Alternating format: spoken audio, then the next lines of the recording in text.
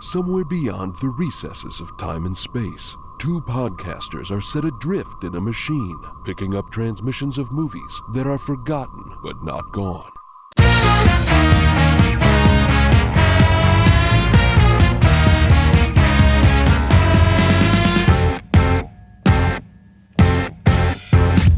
Welcome to Movie Memory Machine 5-4, the series where we pick 5 films thematically related to the movie we're talking about on the main feed. This week we're talking about The Recruit from 2003. Man, we've got 5 films lined up for you, but I am Landon Solano, joined always by my co-host Truman Cabs. Truman, it's good to see you.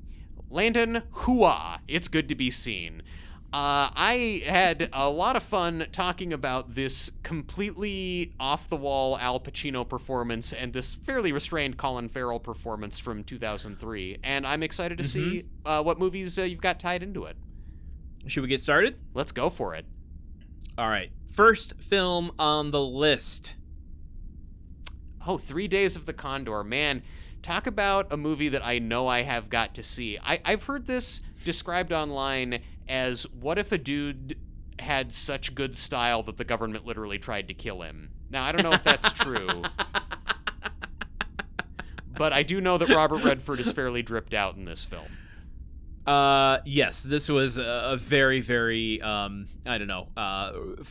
Redford forward era of his career. Mm-hmm. And Faye Dunaway, who we've talked about previously. Fan of her, no problem there.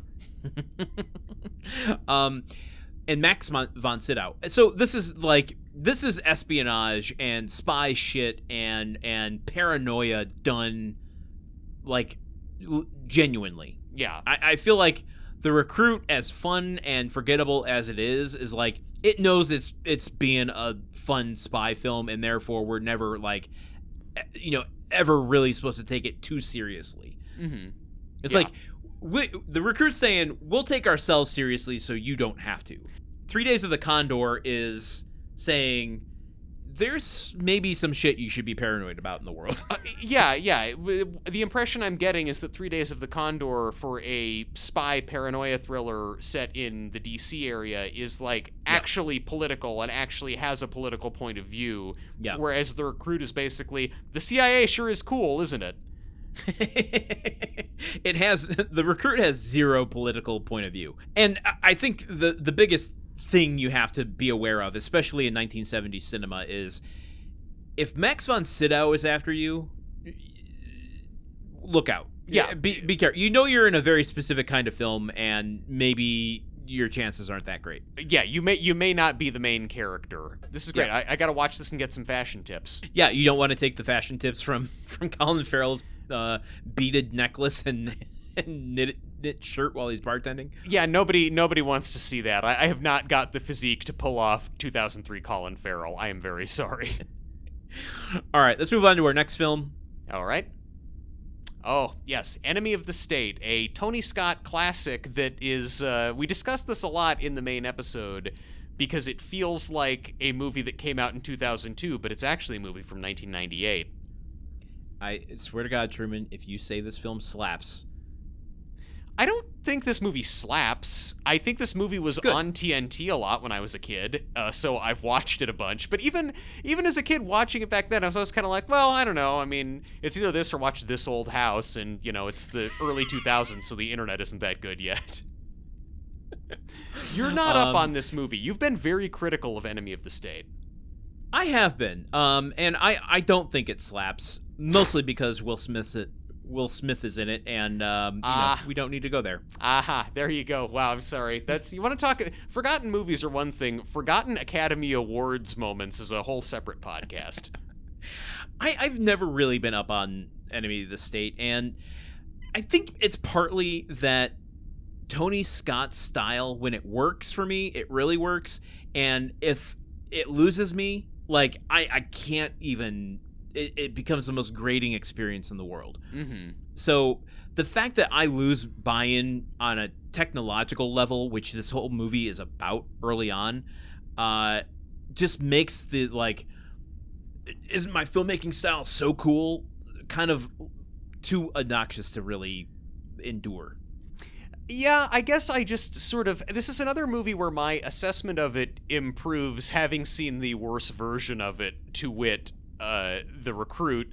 Because watching The Recruit, I suddenly had so much more appreciation for how this movie actually tries to engage with the concept of surveillance and technology and kind of tries to make a somewhat more political statement, and also just buys into the theme more of technology being used to spy on you, whereas The Recruit just sort of uses that as window dressing at the beginning and the end because it was hastily rewritten after 9/11. Well, that's fair. And I will tell you one thing that has made me want to go back and rewatch this. Yes. Which is going to lead us into our next film, is that it is like not... It's never really been acknowledged technically. Like, it's never been acknowledged publicly by anyone. But it is, in theory, a sequel to one of my all-time favorite films, which is the next film on our 5-4. Okay, what's that movie? The Conversation. Yes, a Gene Hackman film from the 70s. So you're trying to tell me that Enemy of the State is trying to be a sequel to this very kind of thoughtful, slow-paced, artsy paranoia thriller. Like, Gene Hackman, after destroying his apartment at the end of The Conversation, decides, okay, I'm just going to be a really crass, cynical spy master in the late 90s. Like, he spends the next 28 years becoming the guy who terrorizes Will Smith.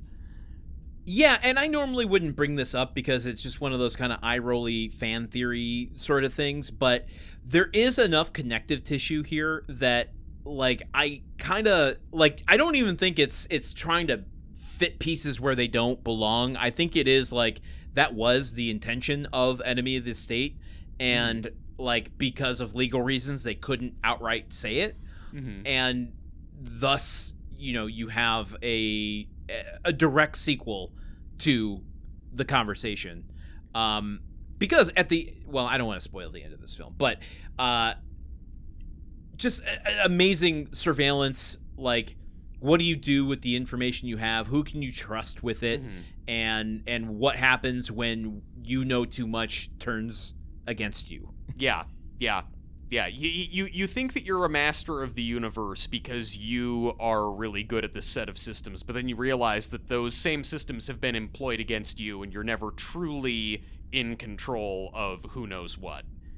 Yeah. To me, The Conversation is the film that more than most anything embodies the mantra, trust nobody.